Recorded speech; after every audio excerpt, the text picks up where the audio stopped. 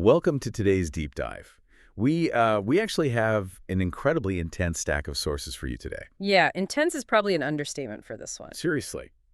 We're looking at a collection of urgent cybersecurity alerts, and we're combining that with some bleeding-edge research that literally just came straight out of Black Hat USA 2026. Right, and the goal here, our mission for this deep dive, is to take these seemingly isolated alerts and connect the dots for you. Because when you put them all together, they reveal a massive paradigm shift in our digital world.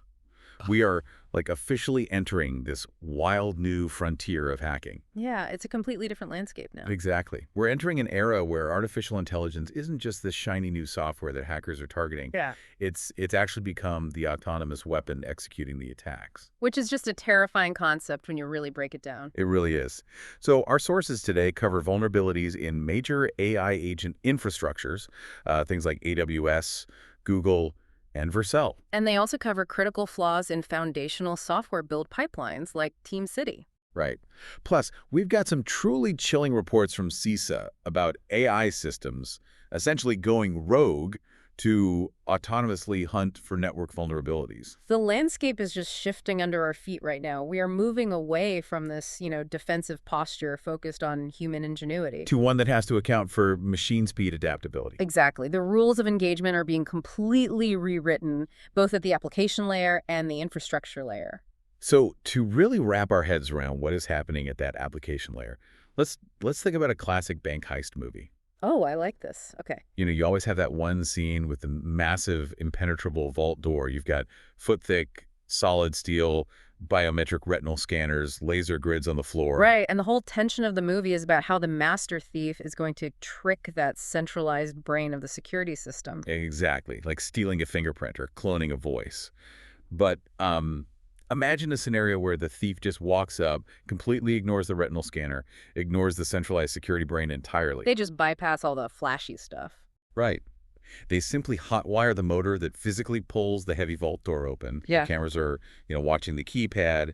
The alarm is waiting for a bad fingerprint. And the thief just short-circuits the door, hinges with a couple of cheap wires. Exactly. They never even engage with the brain. That physical bypass is actually the perfect lens for understanding our first major revelation from the Black Hat 2026 research. Right, the research from Heidi Ingber and Aviam Ivgi. Yeah, the co-founders of that security firm, Stealth, they presented a cross-platform attack pattern that they call core break. Core break. Yeah. And this vulnerability, it fundamentally breaks how we think about securing AI agents, right? Specifically within infrastructures from AWS, Google, and Vercel. It really does. The core issue here is that attackers found a way to trigger an AI's connected tools without the AI model actually running. Which is wild. They never even asked the AI for permission. Never. The AI security guardrails, its system prompts, its ethical filters. They never even saw the attacker coming. Exactly, because the attacker just hotwired the vault door. So how does that actually work? Mechanically? Well, the architecture of these agents is what makes that bypass possible. Let's look at the mechanics of the normal flow first, just for context. Okay, lay it out for us. Typically, a developer uses a software development kit, or SDK, to build the agent. This SDK basically acts as the middleman. Right. It takes the user's request, the conversation history, the system prompt outlining the rules, and a list of available tools. Tools like a script to query a database or delete a file. Yeah, exactly. The SDK bundles all of that context together and sends it to the underlying AI model. So the model is the brain in this scenario. Right. It analyzes the context and makes a decision. If it decides it needs to use a tool to answer the user, it sends a structured instruction back down to the SDK. Essentially saying, run the database query tool with these specific parameters. Exactly. Then the SDK, which is acting as the hands here, actually executes that tool. It's a very clear chain of command. But the vulnerability lies in the space between the brain and the hands. Yes. The vulnerable paths in these infrastructures, and the researchers specifically called out Amazon Bedrock Agent Core's Invoke Harness API. And Google's agent development kit for Python, right? Right, along with Vercel's AI SDK harness packages for Codex and OpenCode. Basically, they all failed to verify the provenance of that tool call. So they didn't verify the unbroken chain of custody? Nope. The runtime environment simply received a packet of data that was shaped exactly like a model-generated tool call. And it just blindly treated it as authoritative. It trusted the syntax without ever authenticating the sender. Think about the event loop that constantly listens for instructions from the model. Okay. In an attack scenario, an authenticated remote user could simply place a synthetic tool use content block directly into the final message of an invoke harness request. Oh, wow.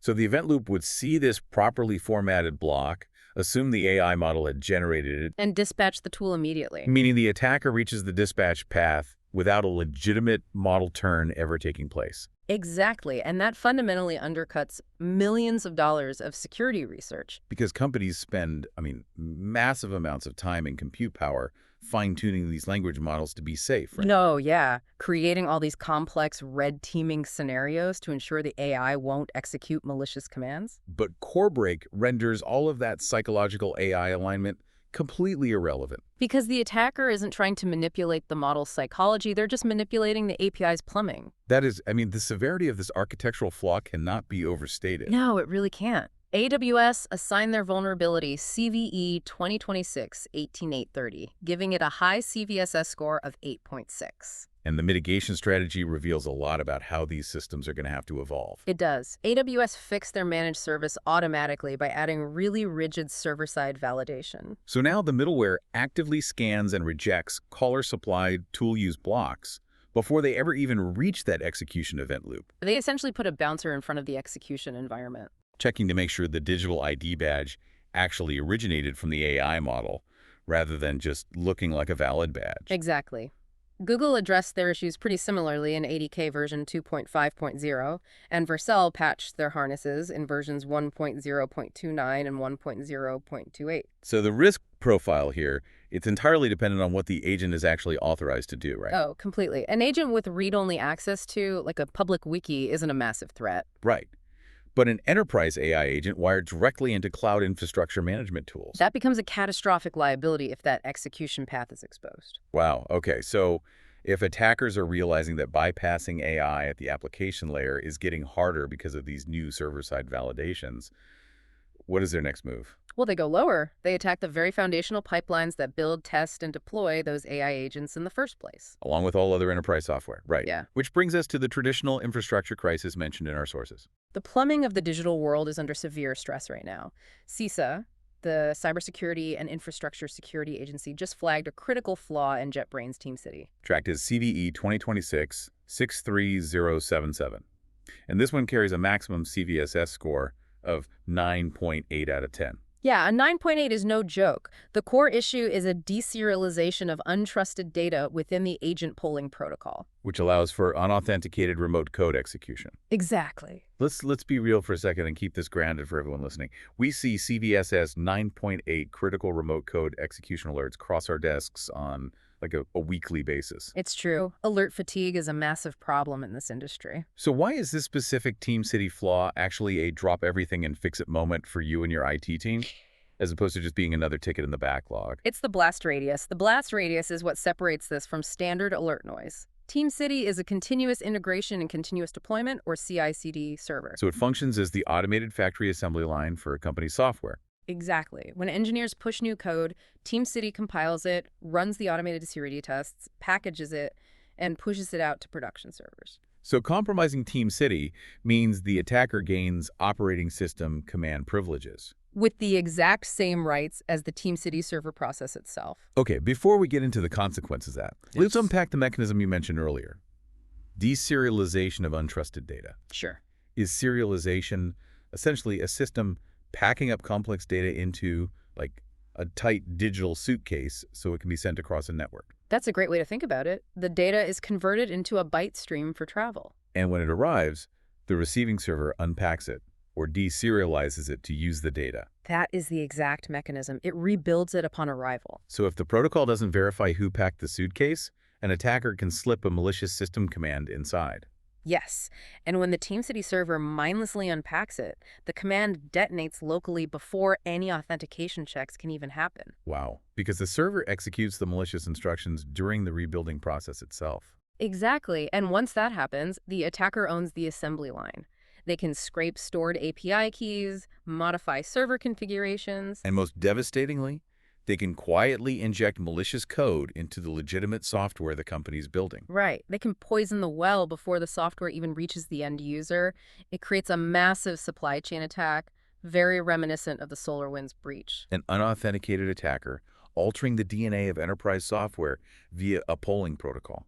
I mean, that is a nightmare scenario, And CISA treated it as such. They issued a binding operational directive, BOD 2604. which gave federal civilian executive branch agencies a hard, non-negotiable deadline of August 8, 2026 to apply the patches. The threat actors are heavily focused on the tools used to manage networks. The CISA Known Exploited Vulnerabilities catalog also recently added flaws found in Enable and Central. That's an IT management platform used extensively by managed service providers, right? Yes. They flagged CVE 2026-18.556, which is an authentication bypass, alongside an incomplete patch for that same flaw tracked as CVE 2026-18.577. So the strategy is crystal clear. Compromise the central management node, and you instantly gain unfettered access to the entire downstream network. Precisely. Okay, so we've established the targets. We know threat actors are probing application layer AI agents with core break. And they are hammering the foundational CI/CD pipelines like TeamCity. But the final section of our sources addresses a much more alarming question. Who, or rather what, is actually doing the exploiting? Yeah, this is where it gets really sci-fi. The intelligence indicates the attackers are no longer just humans typing scripts in a terminal. We are actually witnessing the operational deployment of AI-enabled autonomous hacking campaigns. CISA recently flagged a remote code execution vulnerability in Langflow, which is a popular open-source platform for developing AI applications. And the exploitation of this specific Langflow flaw has been firmly attributed to a Chinese-speaking threat actor. Operating under the aliases Nath and Yuan, based out of Zhuhai. Right. The intelligence from Palo Alto Network's Unit 42 and Socradar attributes the campaign to that specific actor. But what is truly staggering about this intelligence isn't the geographical origin. No, it's the methodology. This actor orchestrated an offensive campaign using the DeepSeek large language model. Driving it through the Hermes agent framework to act as a synthetic network operator. They provided an AI model with an arsenal of offensive tools, gave it target parameters, and just unleashed it on internet-exposed infrastructure. But this goes far beyond a traditional automated hacking script, doesn't it? Oh, absolutely. Traditional vulnerability scanners, they operate on a rigid checklist. They hurl a specific exploit at a server. And if it fails, they just log the error and blindly move to the next IP address on the list. Right. That is the crucial difference here. According to the Unit 42 analysis, when this autonomous agent attempted to exploit that critical CVSS 9.8 flaw in Langflow, it initially failed. Because the specific target environment had restrictive configurations blocking the standard attack path. Exactly. A standard script would just crash or move on. But this agent, it read the error logs. Wait, so it analyzed the failure, autonomously researched the target environment, and literally pivoted its strategy on the fly. Yes. It actively hunted for alternative entry points. The logs show the agent dynamically discovering a workflow automation tool called N8N running in the same environment. Oh, wow. It researched vulnerabilities for that specific tool and then attempted to exploit them to establish a foothold. This requires an active, iterative loop of, hypothesis, execution, analysis, and refinement. The mechanics of that loop are what make this so formidable. The Hermes framework essentially gives the LLM a persistent memory and a workspace. So it tries an exploit, fails, reads the terminal output, writes a slightly modified Python script to adjust for the firewall rule it just discovered, and fires again. It is quite literally thinking on its feet. The efficiency gains are terrifying. I can imagine. Unit 42 reported that this autonomous process handled target identification, vulnerability sampling, and scope narrowing. Tasks that would traditionally consume hundreds of hours of manual human reconnaissance. Yeah, and it did it in a matter of minutes. And the most fascinating technical detail in the report involves how the AI managed its own processing power. This part is brilliant. The human operator didn't just give it a blank check for cloud computing. Right. They configured the system so the DeepSeek model had to actively manage its own targeting scope to conserve compute budget. So the agent behaved remarkably like a heat-seeking missile that dynamically adjusts its own sensor array to save battery life. Unbelievable. It recognized that running broad subnet-wide vulnerability scans was too computationally expensive and time-consuming. So it independently narrowed its focus to specific high-probability ports and services. Optimizing its own resource allocation while hunting for a breach point. It's functioning as an active synthetic coworker managing its own logistics. And this campaign, I mean, it demonstrates a highly evolved synthesis of human and machine teaming, definitely. While the AI agent was chewing through the tedious, time-consuming reconnaissance and initial pivoting at machine speed. The human operator was moving in behind it to handle the complex, manual exploitation of other known vulnerabilities. Exactly. The sources highlight a parallel effort where the human actor manually exploited an Apache Tomcat flaw. That's CVE 2026-34486, right? Yes, and they used it to deliver a specialized payload. The report calls that payload a lightweight, sea-based Linux dropper called Snowlight. Yeah. And the dropper is essentially the digital landing craft, right? Right. A small, stealthy piece of code whose only job is to slip past the antivirus. Establish a beachhead on the server. And then quietly download the much heavier destructive malware from the attacker's command server. Precisely. The AI acts as the automated scout and the battering ram, finding the weak points in the perimeter and adapting when it hits a wall. And once the perimeter is breached, the human operator leverages that access to manually drop Snowlight, ensuring the stealthy deployment of the final payload. Socradar assessed that this hybrid campaign took place between late April and early June of 2026. targeting both government and commercial infrastructure across more than 100 countries. AI dynamically hunting software flaws is no longer a theoretical white paper. It is an active, deployed reality. So what does this convergence of vulnerabilities mean for you out there navigating this landscape today? Let's zoom out and synthesize this entirely new threat matrix. We really find ourselves fighting a brutal two-front war on completely different temporal planes. Right. On one side, we are scrambling to patch and re-architect cutting-edge AI infrastructures like the AWS and Vercel environments. Trying to prevent human attackers from utilizing core break bypasses. We have to build middleware bouncers just to ensure the AI's brain remains in control of its own tools. And simultaneously, we are forced to harden our foundational traditional infrastructure. The TeamCity build pipelines that compile our code, and the in-central management tools that monitor our networks. Except on this front, the adversaries aren't just humans. Right, they're autonomous rogue AI agents capable of adapting, writing custom scripts, and pivoting. Faster than a human security operations center can even read the initial alert logs. We are fighting human ingenuity that blatantly ignores the structural rules of the application, while defending against machine speed that ruthlessly optimizes the rules of the network attack. It's a lot to process, but as we conclude our analysis of these sources, I want to leave you with a philosophical thread to pull on. Oh, I always appreciate these. What have you got? It's drawn from a very subtle technical prerequisite regarding the core break vulnerabilities we talked about earlier. What stands out in the prerequisites? Well, if you closely analyze the conditions required for the Vercel AI flaw to actually be exploited, Okay. the attacker needed to already have untrusted code running inside a Linux sandbox. Wait, which brings up a brutal paradox. Exactly. Because the entire technology industry relies on sandboxes as a non-negotiable security best practice. Yes. If you build an AI agent capable of writing and executing code, you absolutely must contain it within an isolated Linux sandbox. So it cannot accidentally or maliciously interfere with the host operating system. Right. But the paradox is that the very mechanism designed to contain the AI was the exact environment the attacker leveraged to launch the core break attack. Because the sandbox is inherently isolated from the broader system to protect the host. So it creates an opaque space where the attacker's code can operate completely out of sight from the main system's cognitive oversight. Oh, wow. We build these walls to keep the dangerous execution in, but those same walls block the security cameras from seeing the attacker who already dug a tunnel underneath. It forces us to ask a really difficult question about the future of AI architecture. Does the very concept of a security sandbox actually create a dangerous blind spot? By isolating the execution environment from the AI's direct cognitive oversight, are we inadvertently making the AI more vulnerable to exploitation? Right. If the brain isn't allowed to dynamically monitor what happens inside the sandbox, how can it stop an attacker who has already compromised that isolated space? That is a phenomenal question to chew on as you evaluate the architectures of the tools you use every day. If you don't secure the motor, it really doesn't matter how thick the vault door is. Thank you for joining us on this deep dive. As you navigate the evolving digital world around you, don't just stare at the retinal scanner. Check the hinges on the door. Until next time.